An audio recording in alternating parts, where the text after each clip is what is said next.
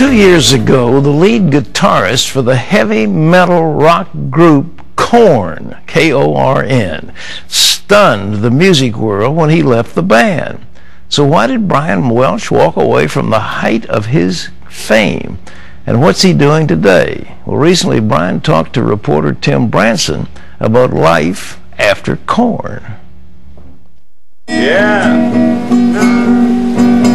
On a peaceful Arizona afternoon, Brian Welch and his daughter Janaea share a mutual love for music. That's a song!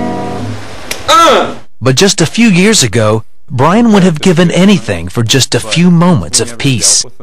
I want to be here for Janaea. I wanted her to, she lost her mom to drugs, and I just need your help. Please, just help me, God. I said it from my heart. Are you ready? Known to his fans and friends around the world as Head, Brian made it big, multi-platinum big, as co-founder and lead guitarist of the band Korn. The second record came out, hit number 3 on the Billboard chart. When we go to the third album, the album goes like 100,000 copies a week we start selling. We kept climbing. Korn kept on selling records, more videos, more fame, huge shows. The band's unique sound, called nu metal, is a mixture of heavy metal and alternative rock. It catapulted these 5 friends from Bakersfield, California into superstardom. And while most of the world saw Brian the rock star, the man who had it all, Brian tells a different story of how he was dying inside and attempted to kill the pain with drugs and alcohol.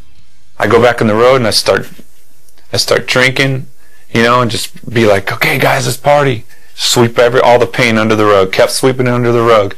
While it didn't seem to affect his music, it had a devastating effect on his marriage. I'd go home and me and my ex-wife would do drugs and fight while Korn's just climbing up to the top.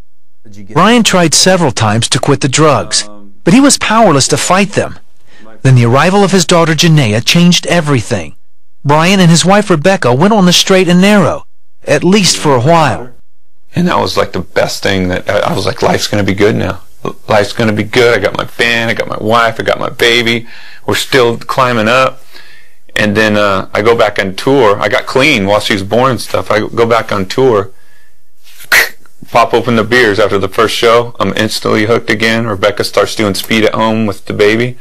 And I'm still climbing, you know, success. And home is just horrible. Rebecca's missing. I'm missing my baby so bad. When I come home, I'm so drunk or hungover. And then I spend a couple days with my kid. I end up bumping into someone that does speed. I do speed at home with my kid. And it just gets worse at home while the success grows, you know? Then his wife left him and Janaea, and they divorced. I panicked. I mean, nothing. My rock star dream, my money, nothing, none of my power, none of my gangster friends could stop that trauma from happening. Eventually, Brian won custody of Janaea. But that started a tug-of-war in his heart. He wanted to take care of his daughter, but hated exposing her to the wild party life of Korn. How could you leave a huge band that's like one of the biggest bands, like it's coming around, rock bands, that changed like music, you know? It's like, how can you leave that? But how can I not be there for my daughter? As Brian agonized over his decision, he dove deeper and deeper into drugs and alcohol. Then one day, he heard his daughter singing a Korn song. When I heard Janaea singing a Korn song called Adidas, it stands for All Day I Dream About Sex. It's like a party song, you know.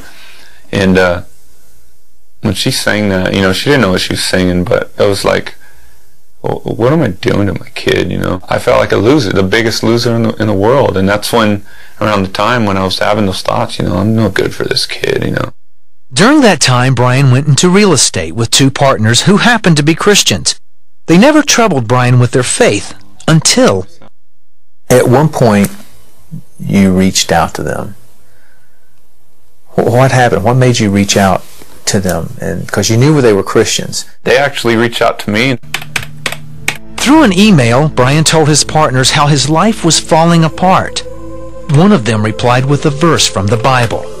"Come to me, all you who are weary, and I will give you rest." And I was like, could could Jesus be real? I was thinking that in my mind.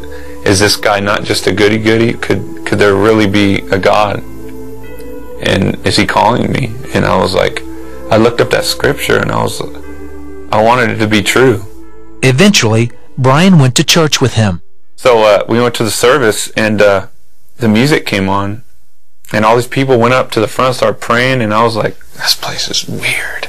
But I was drawn. I felt something going on. He said, does anybody want to receive Christ? And I did it for myself. I was like, and I said the prayer, went home, rolled up a $100 bill, laid out a big line of speed, snorted it, and said, I remember it perfectly too. I was clear. And I said, Lord, if you're real like that guy says, please take these drugs from me.